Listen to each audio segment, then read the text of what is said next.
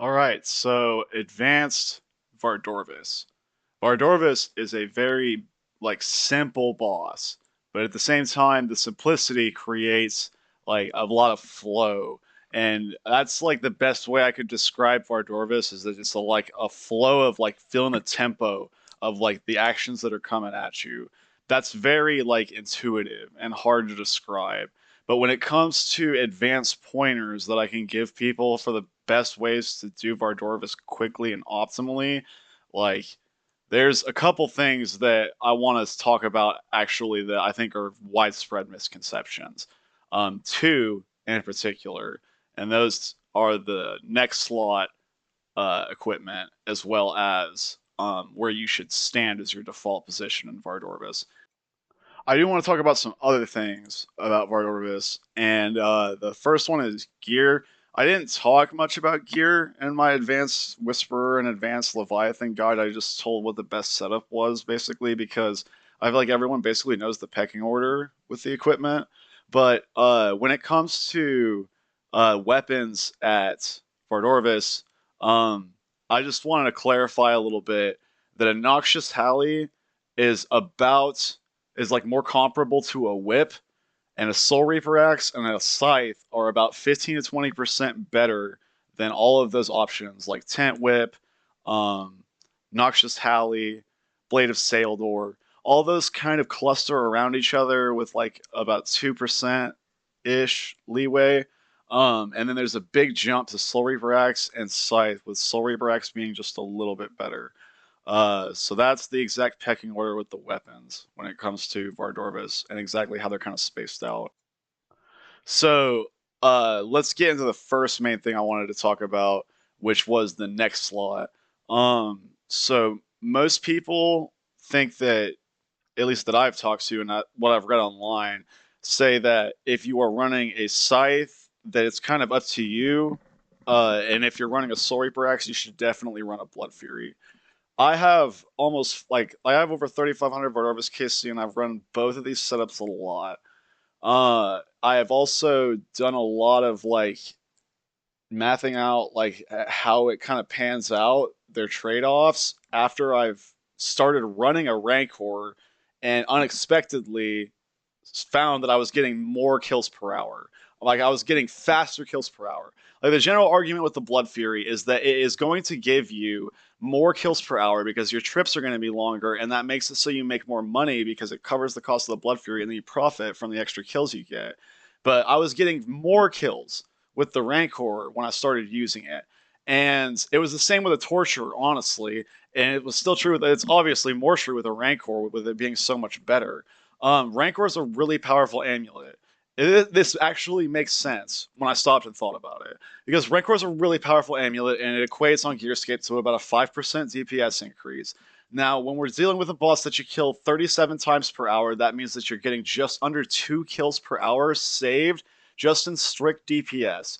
And it's about 3 bank trips that you have to do extra when you run an amulet that's not healing you, basically per hour. Almost 2 Vardorvis kills takes quite a bit, takes a little bit longer, a handful of seconds longer than 3 bank trips, which are pretty quick. That's about a minute and a half, and 2 Vardorvis kills takes about over 2 minutes, definitely. So, you know, that's a slim margin, sure. But when we consider the fact that the argument that the Blood Fury is dealing with is that it costs money to use, and it has to justify that, and it's actually like losing you kills per hour by a slim margin. I guess I'm really beating a dead horse at this point. I'm just team Rancor very heavily at Vardorvis. I think that it's just flatly better. I think that even learners really don't have a much of a good reason to be running a Blood Fury because banking and eating food, like eating food and banking to get more food, heals you just as well and for cheaper. And that's what they could do instead when they make mistakes, in my opinion. So, in my opinion, I just think the Blood Fury is a little bit overrated at Vardorvis. I do think the Torture, the Rancor, I should say, is just better. It's going to improve your kills per hour. It's going to save you money. Okay, so I have marked here as 2019 the point of the trip that I'm going to show you. That's why my Karen bonds are on top. It's just because it makes it faster to deposit stuff. It's just small things you can think about. So I make sure to pre-eat an angler, as you can see there. We teleport away, and we're gonna have this spare HP basically go into the axe, and we're gonna use it at the end of the trip to try to like squeeze out an extra kill. But we're gonna generally let our axe just hold the stacks. We're going to make sure that in between kills, we leave ourselves 8 HP that we can potentially heal, because that we're going to lose 1 stack before Vardorvis spawns, so you need to have somewhere for that HP to go. Otherwise, you're just basically losing it. And then, other than that, we're just keeping the axe at 5 as much as we possibly can. We're not dumping it except at the very end of the trip when we are using it as our last piece of food. That is when you dump the axe, basically. You can bring a scythe to potentially to go in with for that short stint at the very end of the trip afterwards. That is like an inventory slot that I think is just better used going back in with the axe, because it usually works out fine, even though you're taking some chip aids, but you can just kind of dump them back as they come at you. You know, it works out. So the middle tile is where I'm standing. That's where like a lot of people just stand for Awakened Vardorvis, and then most people stand at the edge. The middle tile is superior, and it's the reason you're struggling at Vardorvis sometimes that you sit on the edge. I know one of 2 things if you camp the edge. I'm sorry, but it's true. You are either a demon at 1-ticking, or you regularly take hits at Vardorvis from situations that feel unfair. And I'm going to explain to you why that's happening. And it's because you're standing on the edge. So the long story short is that at Vardorvis, there is no guarantee that you don't have to axe skip and change your prayer at the same time. Dodging spikes and changing prayer can't happen at the same time. Dodging spikes and axe skipping, like, it's movement, so it kind of already happens at the same time. But axe skip and prayer change at the same time, that is a 1-tick. That means you have to do 2 actions within 1 tick. That's very hard, basically. And that happens more often when you are on the edge. You get put in that position twice as often when you are on the edge.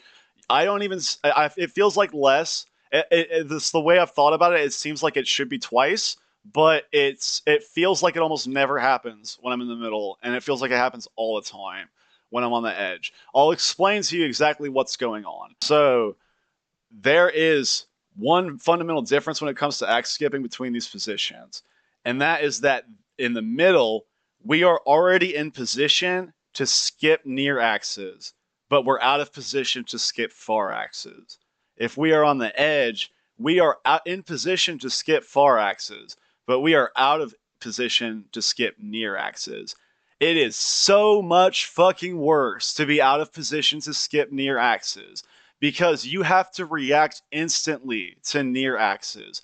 When I see far axes come up, I have like 3 or 4 ticks where I can decide when I want to move, basically. And there's only 1 tick that I have to specifically skip the axes where I still can get caught in a 1 tick. The thing about near axes is that they're fucking close to us. They're right here. And so as a result, we don't have like all this time to consider when we want to move to the edge and then skip the axes. We have to run to the middle on the tick that the axe spawns and then run back to the edge. That creates a second, twice as many opportunities for Vardorvis to throw out a prayer change and for you to be forced to move and change prayer on the same tick, which is very hard for a lot of people to do consistently. It's a situation that a lot of people, when they're placed in it, feel like is kind of unfair because the game often doesn't do it. But Vardorvis is one situation where it does. Like I said, it'll still happen in the middle on once in a blue moon, but it's so much rarer than when you're on the edge. And yeah, if that's something you've been struggling with and you've been ending up in that kind of like unfair feeling position at Vardorvis a lot and you camp the edge, that's probably why. And that's my big spiel for like why I think the middle is not just like for Awakened Vardorvis, but like the better way for everybody to do Vardorvis, even casually, because it's just the easier one to use. I guess we can talk about the spikes a little bit. The thing about the spikes is that they're much less of a threat. Here's the timing for dodging the spikes. Oh, I didn't step back at the same time because I had an axe swing coming. I'll look for another one to show you. But the spikes are solved with movement. And so when an axe skip and a spike happens at the same time, you just axe skip. And you've dodged the spike. So they're much less of a threat than you being out of position to skip near axes and being forced to one-tick a prayer change. I firmly stand by that. And that's, I guess, all I've really got to say on the subject of dodging the spikes beyond, you know, just look for various examples in this trip for the exact timing on when to step off to dodge them. It's very intuitive. It feels like the natural timing, basically, for just if you react right away.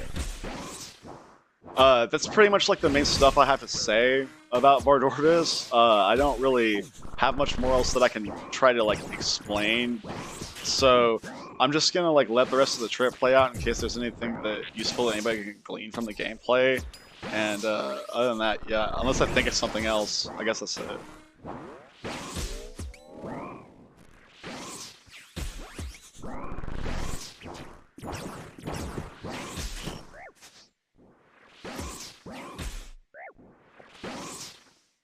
Oh, spec management. Yeah, I believe that claws late are the best option for just getting flat DPS out of your spec weapon at Vardorvis. I'm pretty sure that's true. So, yeah, that's what I recommend. And then, yeah, just the axe. Like I said, managed this before. Make sure you're getting your death charge off and all that.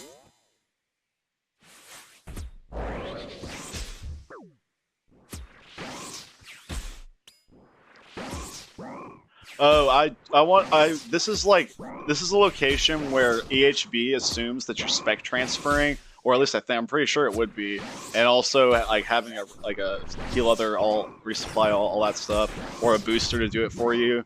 Most people, I obviously want to like do this in a way where like it makes sense to most people, and like almost nobody has a DT2 alt or a booster to do that for them. But I will say that my alt's getting close to the DT2 completion, very, very close, and so I may follow up this and my Leviathan video with a spec transfer version as well, because it is technically like the most optimal way to be doing the bosses, and it's at those two locations pretty big.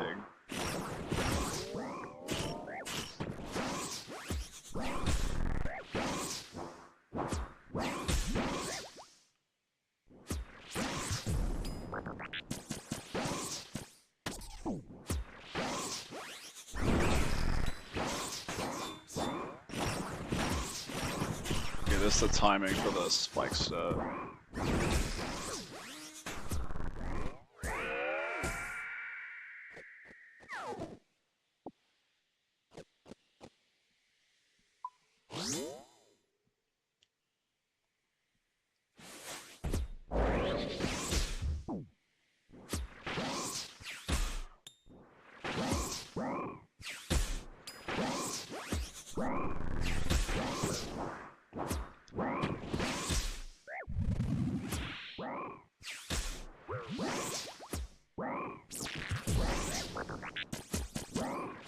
Most people know about the optimization where you can right-click Vardorvis during the bind attack and still attack him through it.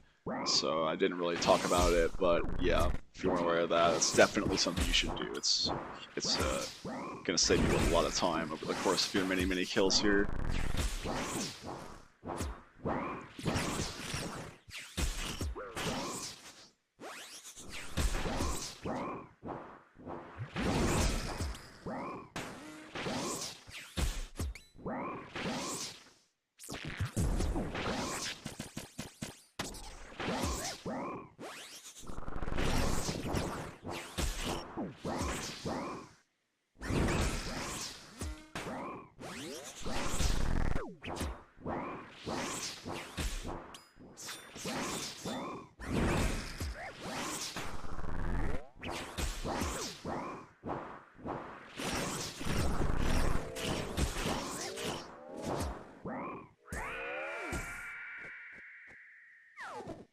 I think that's probably enough. So, yeah. I hope that was helpful to you all. Uh, See ya.